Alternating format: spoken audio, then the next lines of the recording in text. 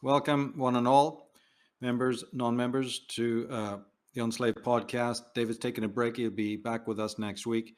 I'll be taking the helm at this point to sort of continue our mini-series, a loose series that we've been doing, featuring a lot on behavior and psychology.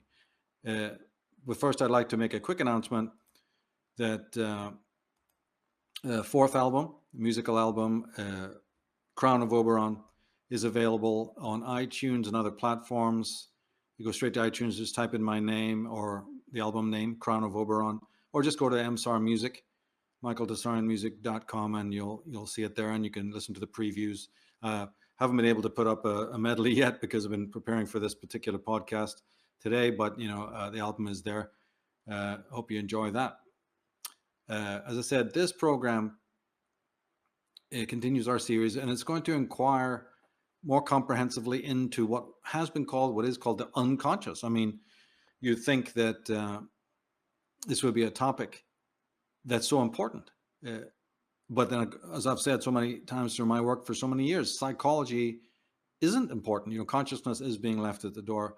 I mean, how many times have you in your life been asked about it by anyone? How many conversations you've had about such an important, vital subject?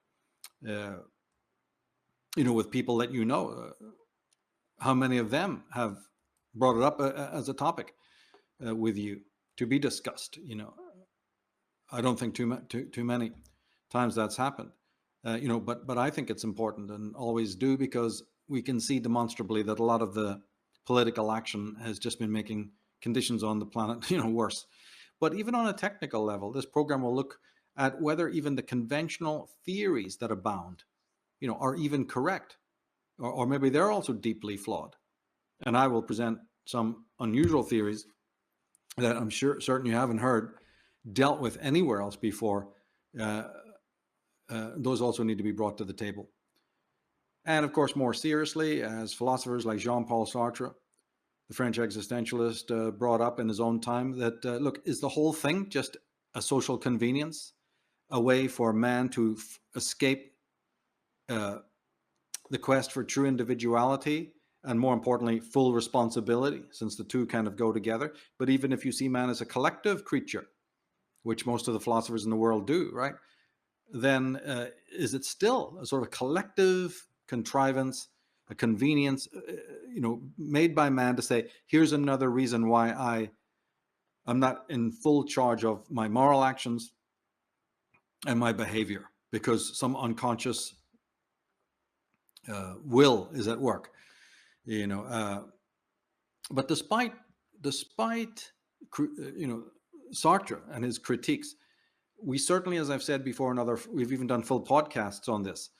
I'll put the links below to the ones we've done on Freud and self-esteem, and even the Dragon Mother series, which delves into psychology.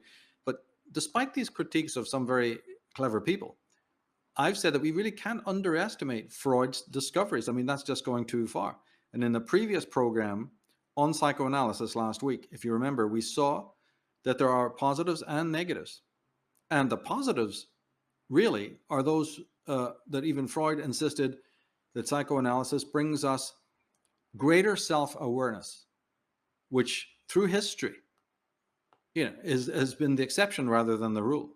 Some people say it's really only in the 20th century, late 20th century, think of Freud's advent of psychoanalysis, that this concept of even introspection, for goodness sake, or self-awareness.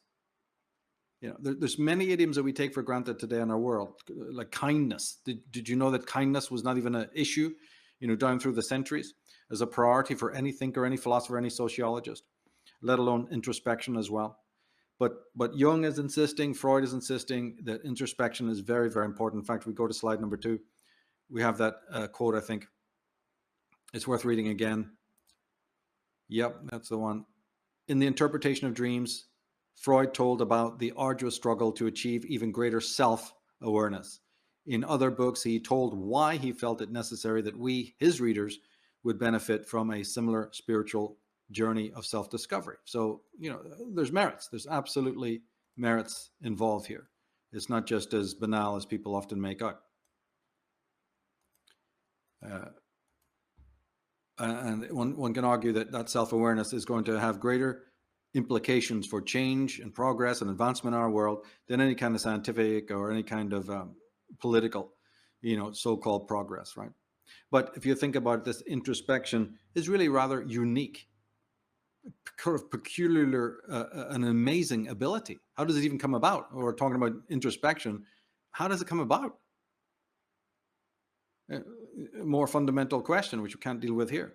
But psychoanalysis and psychology at least opens the door to asking questions like that. If as I say, anyone's even interested in asking questions like that, how does the kind of thinking that gets us to have a world in our head, or to even conceive of ourselves within ourselves, and then to review ourselves and to pull back into the inner being, so to speak, is that all just metaphor? You see, these are amazing abilities that we have of the mind, and the materialist explanations are far from adequate. I hope by now, people have been following closely. You can see that. But again, we always have to make the case of that because the tissue of lies is very, very, very, very extensive. But one thing also Freud brought about was the overcoming of the rational, the prevailing rational view, which had haunted the West, since the time of Descartes and even before. And we saw that, there's several pros to psychoanalysis, and one of the most dramatic has to be this overturning, right, of the prevailing rational vision of man. Now, that's been exemplified in many, many traditions, but it's chiefly in the work of Descartes, René Descartes, the French philosopher, and his maxim, cogito ergo sum, I think, therefore I am. Right? But when you say that, although it sounds very highfalutin, I think, therefore I am, my act of thinking posits my existence, and from that comes a whole philosophy. Yes, but it's more limited. What Freud's work helps us to see is that that's a little bit more limited than the average Cartesian rationalist ever guessed. Because one thing is that it does is that it implies that which you're conscious of is defining your existence. I think. In other words, I know I think. I'm aware of my thinking. And I'm aware of the implications of my thinking. Otherwise, the whole Cartesian project collapses, doesn't it? You have to be not only saying, I think and I know I think. You've got to know that this is a philosophical maxim that's giving substance to the rest of your existence. I think, therefore I am. Right? You're questioning identity. You're questioning being. But what they really didn't notice until later is that this position is taking for granted only conscious cognition, conscious thought. That's what's defining one's existence. But when Sigmund Freud came along, and a lot of people just stop here, they can say this is the biggest pro of all about his work, is that he showed that man, is moved by unconscious processes, of which he is largely unaware, if not totally unaware. There's the conscious, pre-conscious, and then the full unconscious. And that those unconscious urges, drives, complexes, syndromes, whatever one way you want to define it, that unconscious will shaping our attitudes and behavior beyond the conscious control. Now that had radical implications for this rationalistic, Cartesian, Darwinistic school, which pervaded all of Europe at the time. It sent the papers flying. Of course, by bringing up psychoanalysis, by bringing up the pros in Freud, it's not that I'm saying that he was right in all cases, or that I'm trying to convince anybody about anything, or the validity of psychoanalysis. I'm not doing that. I'm just trying to look at the subject from both sides, look at the pros and cons, always emphasizing that it's really up for each individual, each listener to this, to decide for themselves whether his discoveries matter, whether his ideas are valid and vital, and basically whether, as we said before, introspection is even required or a good thing. There is an alternative case to be made that engagement in the world and, full steam ahead and all of that, an engagement with the midworld, with your society, is much more important than this navel gazing. There's cases to be made on the negative side as well. But one also might ask, aren't there groups of people who are very offended and even threatened by man's capacity to introspect?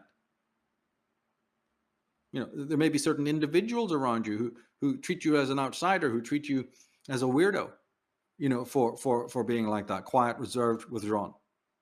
And society as a whole might also sort of vilify that and stigmatize that kind of behavior. So we're not going to go into that here, but one has to also ask that question. Could it be that there's also, people in the world that are threatened by people who choose to think for themselves and don't go along with all of this influence, and of course, if you calculate how much influence is involved in our lives, it's overwhelming, isn't it?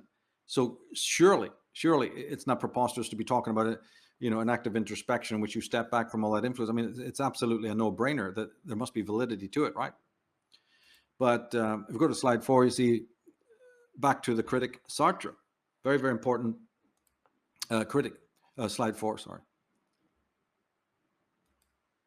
Or did we miss that one? Yeah, I think let's go back to that one. Let's go back to 3. I think we missed an important statement here from Eric Fromm. He says that Freud's revolution was to make us recognize the unconscious aspect of man's mind, right? So there's the thing I was saying about Freud.